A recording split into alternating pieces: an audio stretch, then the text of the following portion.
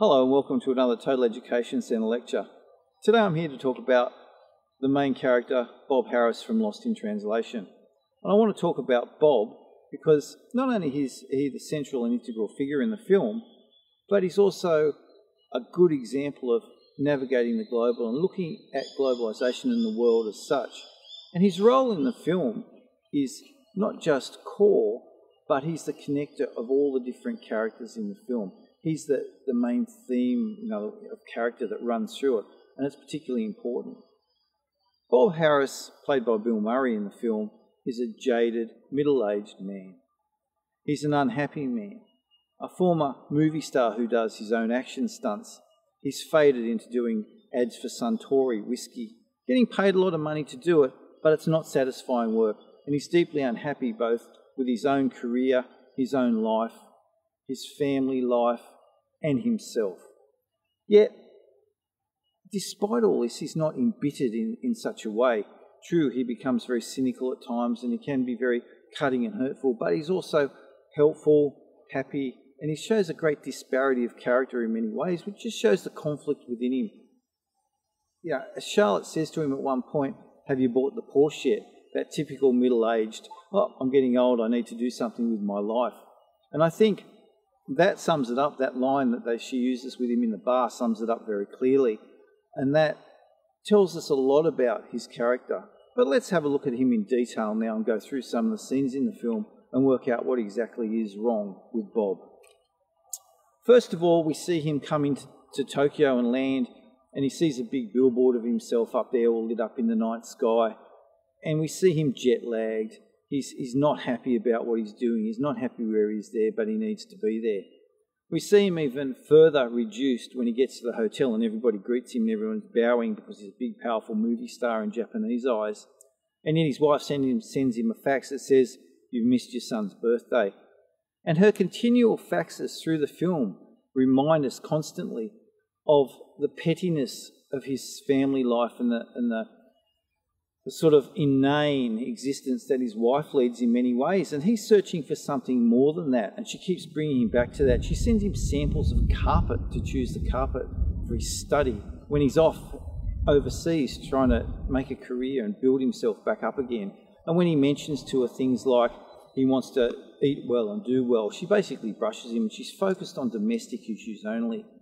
And she hasn't got, Lydia, the wife, hasn't got any of those wider, broader issues. She only has one focus, and that's certainly her family and those familial issues. And that's very domestic of her, and it's explained away in the film in that way. But that doesn't help Bob. It just means he's very unhappy.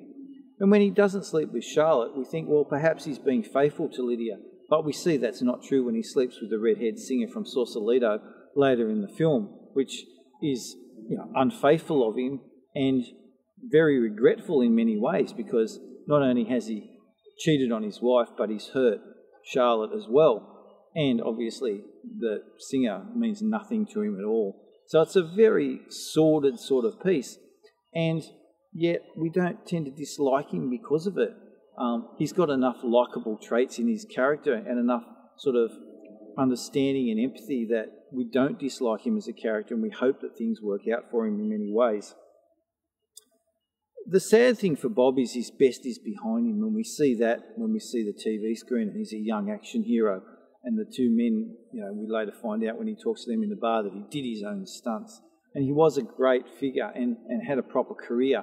And he says at one point in the film, "I shouldn't be doing this, I could go and be doing theatre." And of course, that's what every actor wants, and that would be his greatest thing. But he's here stuck in Tokyo in another country doing Suntory whiskey commercials, and not even enjoying that because of the language barrier and that lost in translation that we see so much. So he's not happy with his job. He's certainly not happy with his career. He's not happy with his marriage. He's searching for something else, okay? But he doesn't necessarily find it in the film. And that searching for something else is very, very important. And that's the core of his time in the film, is that the search, and that search is very, very integral to what he does and why he's doing it. And that's why he links up with Charlotte in the film. And I think their relationship is obviously at the core of the film, and it's lost in translation in both ways, in many ways.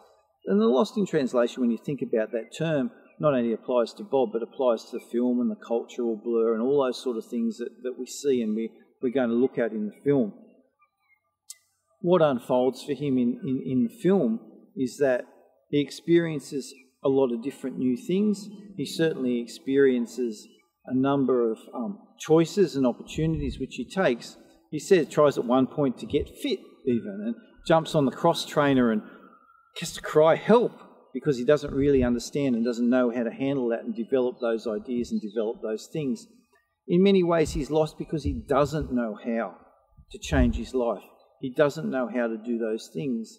And certainly we can empathise with him, even if you're not a middle-aged man, and you can understand that search for something. And I think it's somewhere in everyone's life at some point, or even in a day, that we go, what is the point? Why am I doing this? And I think we might not dwell on that as long as he does and as long as Charlotte does with her self-help tapes and things, but that development needs to come through, and we need to think about that in the context of the film. His relationship with Charlotte is certainly a kindred spirit rather than a physical one. As I stated in the preview, and you should have watched, I hope you've watched the preview lecture before you watch this one, that their relationship isn't consummated, even though they have plenty of opportunities to consummate that relationship and develop their ideas. The focus is very clearly on what they bring to each other and their search together. And I think that's very, very important. And it's easy to see that it's not a physical relationship between those two characters, and it's more a spiritual one. And isn't that what they're searching for, those specific spiritual things? And I think you should take note when you watch the movie.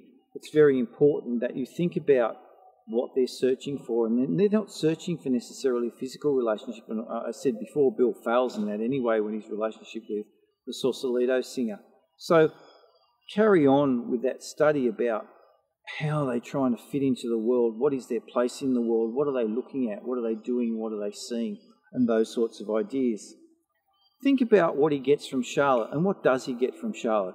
He gets someone who seems to understand how he feels and what he is.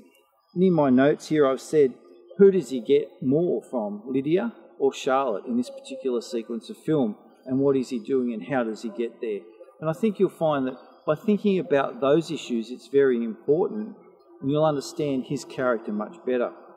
We also need to look at the humour that Bob has in the film, and there's very, very many instances where he uses his dry humour. Sometimes he's a little bit bitter and uses sarcasm, but you need to think about those issues as well. He's a very, very complex character. And in my notes here I've said he can be clever, selfish, funny, sarcastic, thoughtful, kind, self-deprecating, self-aware, and certainly philosophical. And there are positive and negative points to both those things. And you need to think about examples for each of those things that we don't have time to go through here today.